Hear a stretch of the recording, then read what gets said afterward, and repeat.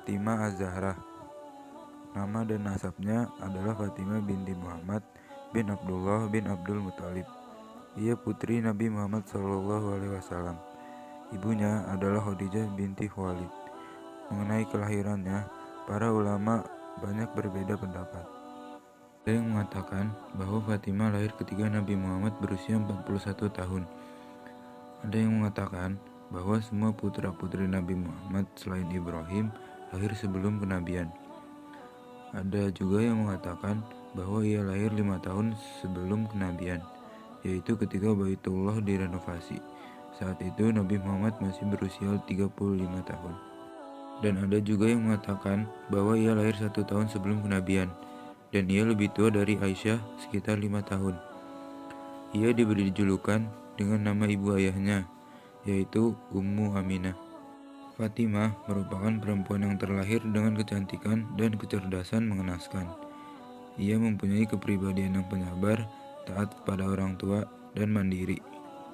Sejak usia muda, ia harus menggantikan peran ibunya mengurus kebutuhan Rasulullah. Pada saat dakwah di Mekah, Fatimah sering melihat Rasulullah ditentang oleh kaum kafir Quraisy. Meskipun begitu, tidak membuatnya kecil hati dan patah semangat, apalagi membenci sang ayah. Ia menjadi penyejuk hati dan pendukung untuk dakwah sang ayah. Fatimah tumbuh menjadi perempuan yang kuat, tegar, dan penyabar. Ia tumbuh menjadi perempuan mulia yang menjaga harga dirinya.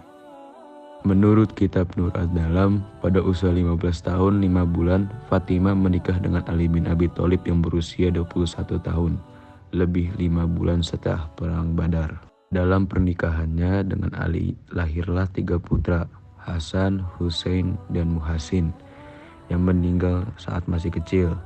Dan putra yang lahir dari pernikahannya adalah Zainab, Umi Kulsum, dan Ruqayyah, menurut Al-Laits bin Sa'ad. Mengenai wafatnya, ada yang mengatakan pada 3 Jumadil Akhir 11 Hijriah pada usia yang masih muda, 18 tahun 2 bulan, tetapi mayoritas mengatakan bahwa ia meninggal 3 Ramadan tahun 11 Hijriah di usia 28 tahun setelah sakit keras selama 40 malam. Merasa ajal sudah dekat, ia membersihkan diri memakai wejangan dibantu oleh iparnya, Asma bin Abi Thalib. Ia meninggal dengan satu pesan bahwa hanya Ali yang boleh menyentuh tubuhnya. Untuk itu, yang memandikan dan mengkafani Fatimah sewaktu meninggal dunia adalah Ali, dan Ali pula yang menguburkannya bersama Hasan dan Husain pada tengah malam. Ia dimakamkan di pemakam Al-Baqi. Uwais Al-Qarni adalah penduduk Yaman, daerah Qarn dari kabilah Murad. Hidup sebagai anak yatim membuatnya sangat mencintai dan berbakti kepada ibunya. Uwais Al-Qarni adalah penduduk Yaman, daerah Qarn dari kabilah Murad. Hidup sebagai anak yatim membuatnya sangat mencintai dan berbakti kepada ibunya. Uwais Al-Qarni pernah mengidap penyakit kusta lalu berdoa kepada Allah Subhanahu wa taala sehingga diberi kesembuhan, tetapi masih ada bekas sebesar dirham di kedua lengannya. Menurut keterangan, Nabi Muhammad SAW pernah menyampaikan bahwa Uwais Al-Qarni adalah pemimpin para tabi'in. Suatu ketika Nabi Muhammad SAW berkata kepada Umar bin Khattab, "Jika kamu bisa meminta kepadanya untuk memohonkan ampun kepada Allah Subhanahu wa taala untukmu, maka lakukanlah." Ketika Umar bin Khattab menjadi Amirul Mukminin, dia bertanya kepada para jamaah haji dari Yaman di Baitullah pada musim haji, "Apakah di antara warga kalian ada yang bernama Uwais Al-Qarni?" Mereka menjawab, "Ada." Umar kemudian bertanya lagi, "Bagaimana keadaan ketika kalian meninggalkannya?" Mereka menjawab tanpa mengetahui derajat Uwais, "Kami meninggalkannya dalam keadaan miskin, harta benda dan pakaiannya usang." Kalian Umar bin Khattab berkata kepada mereka, "Celakalah kalian, sungguh Rasulullah SAW pernah bercerita tentangnya. Kalau dia bisa memohonkan ampun untuk kalian, lakukanlah." Setiap tahun Umar bin Khattab selalu menanti Uwais. Suatu ketika dia datang bersama jamaah haji dari Yaman. Lalu Umar menemuinya. Dia hendak memastikannya terlebih dahulu. Makanya dia bertanya, "Siapa namamu?"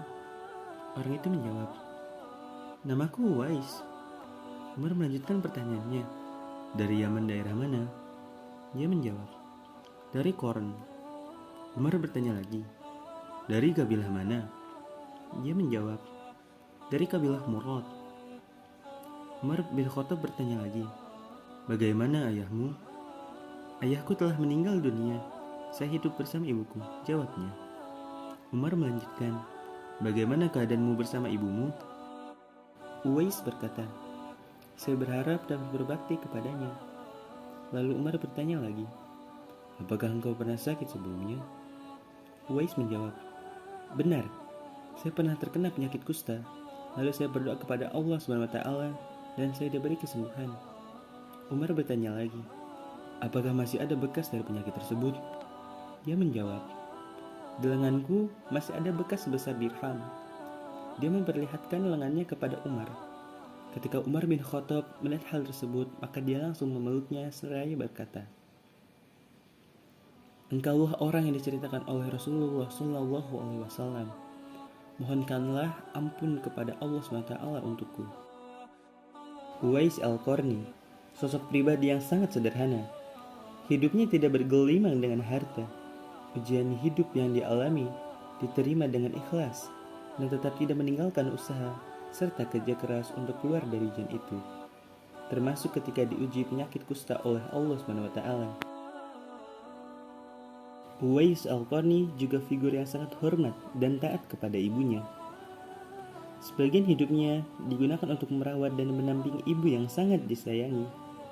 Walaupun dia mendapat perhatian sang penguasa waktu itu, yaitu Umar bin Khattab, tetapi Uwais Al-Qarni tidak memanfaatkan fasilitas dan kesempatan tersebut untuk bersenang-senang.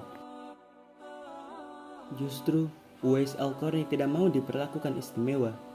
Justru sebaliknya, dia ingin diperlakukan sama dengan rakyat yang lain.